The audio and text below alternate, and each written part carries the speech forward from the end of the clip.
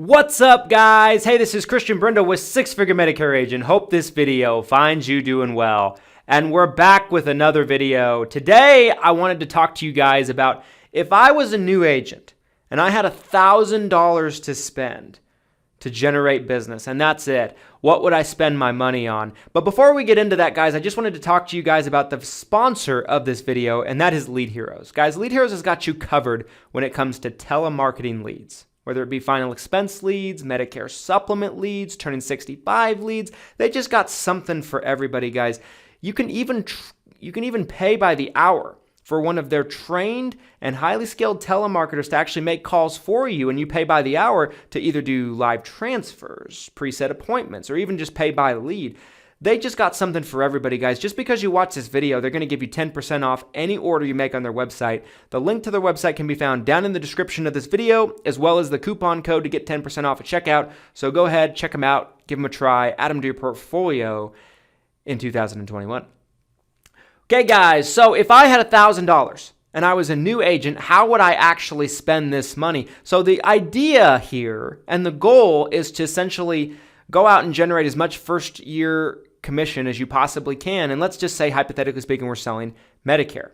It obviously helps if you can sell life or final expense along with it. So let's just say, for example, that you are licensed for both and that you are trying to sell both, right? Let's just say you have that in your arsenal. I'm going to go over the strategy that I would specifically use if it was me. So you have $1,000. The first thing I would do, I want to have some kind of diversification in here, but there's not a whole lot you can do with $1,000, but you can make this work for you as well as possible. The first thing that I would personally do is I would do a 1,000-piece mailer with a very good direct mail lead vendor, like Lead Concepts or Need a Lead or somebody like that. Depending on the lead vendor, you're probably going to be able to get a 1,000-piece mailer for maybe high 400s, maybe 480, 490, to maybe 520, 530, right? So let's just say, for the sake of example, that $500 is spent on a direct mail piece. Now, you need a direct mail piece that's going to pull as high a count as possible, because at this point, we're playing the volume game. We're not necessarily just playing the quality game. We need as many leads as possible. So you need that direct mail piece to pull the highest possible return rate possible.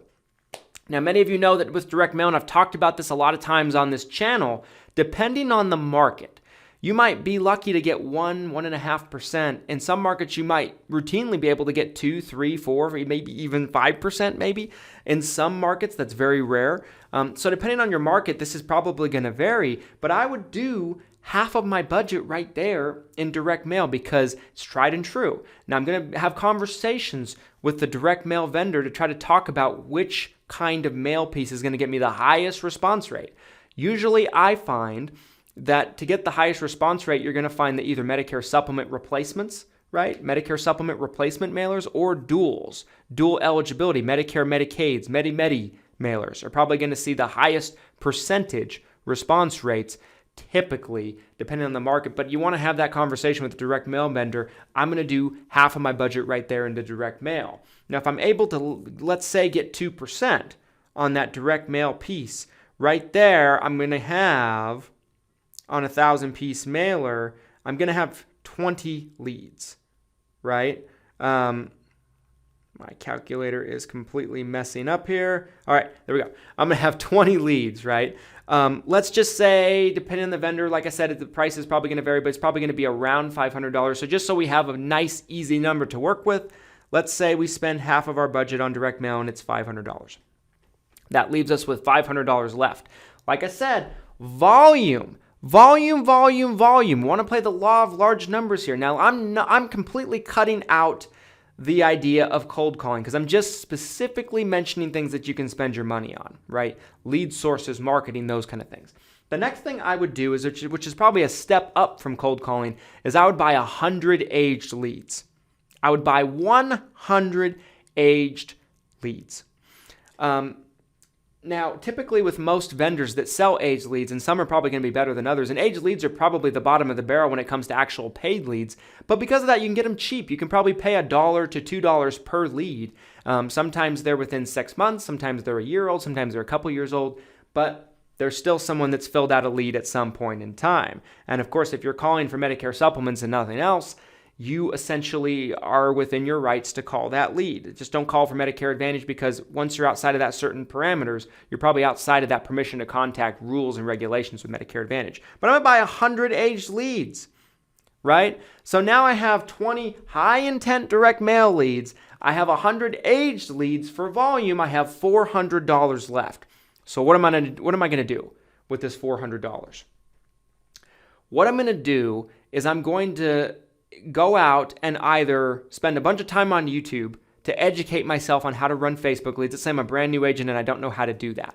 I'm going to go out and educate myself. I'm going to watch tons of free videos. I'm going to go watch some Justin Thomas videos, right, on his YouTube channel, who's a friend, about how to do Facebook ads. And I might even spend $100 of my money on a course. If I can find a decent Facebook ads course that kind of is made by somebody in my industry and I can get it for maybe $100, I'm going to spend that. Or if I can't find the information I need for free, I'm just going to educate myself on how to actually run these ads.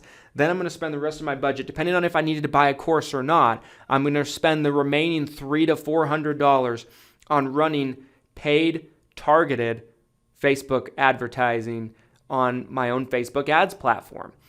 This is going to help me kind of get a diversity here, right? I've got some aged leads, I got some direct mail leads, I got some Facebook ads running. You don't want to run the Facebook ads and just wing it. Educate yourself for it first. And sometimes it can be beneficial for you in terms of a timing perspective and an efficiency perspective to just pay that $100 for a course, because it's going to cut out all the fluff. It's typically going to show you only the things that you need to know. And that way you're going to have time on your side. So that's how I would essentially spend that $1,000, guys. Now, this would be my strategy. Let's say I was doing duals. If I was doing duals for the direct mail, I'd go on those appointments, right? I'd probably go to the house if I was a new agent, just to kind of cut my teeth a little bit. I'd try to sell as many duals as possible. Any dual person that I sold, I would talk to them that I wanted to talk to them about their final expense plan. I'd pitch this as Social Security protection, right? Social Security protection program. I would schedule an appointment for a week later, and I'd come back and try to sell as much FE as possible, final expense as possible. I would do the exact same thing if I was selling Medicare supplements, although with Medicare supplements, you can sell final expense in the same appointment. So I would probably try to do it all in one appointment, but I would try to cross-sell as much final expense as I possibly could, so that way I have a much better chance of 5 to 10xing my return on investment on this $1,000. Then, if I'm able to efficiently and accurately do that, I'm going to be looking at 5, maybe even 6 or 7, maybe even 10,000 if I knock it out of the park with the FE, $1,000 in my pocket instead of the 1,000. Then I can start using that money to put it in different places and to try to scale up these approaches, specifically with direct mail. Maybe I had good success with the Facebook ads. I'm going to do so a little bit more of that. But if I was a new agent and this was my, let's say, first 90 days and I had $1,000 to spend, this is probably how I would do it. I'm a big believer in the volume game. I'm a big believer in the law of large numbers.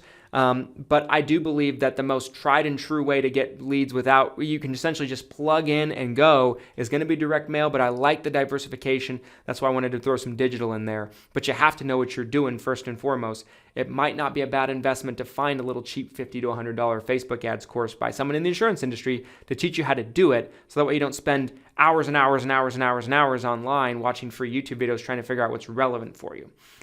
Anyway, guys, I thought this would be a fun video. I hope you enjoyed it.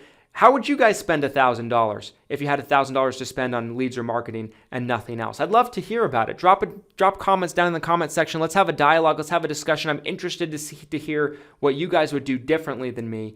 If you enjoyed this video, drop a like. Make sure to hit subscribe. Hit the notification bell so you're notified when we upload. We typically upload 3 videos a week, and that's not including the Taco Tuesday replay on Tuesdays. Anyway, guys, thanks so much for watching. Hope you enjoyed the video. And here's to your success and your abundance. See you next time.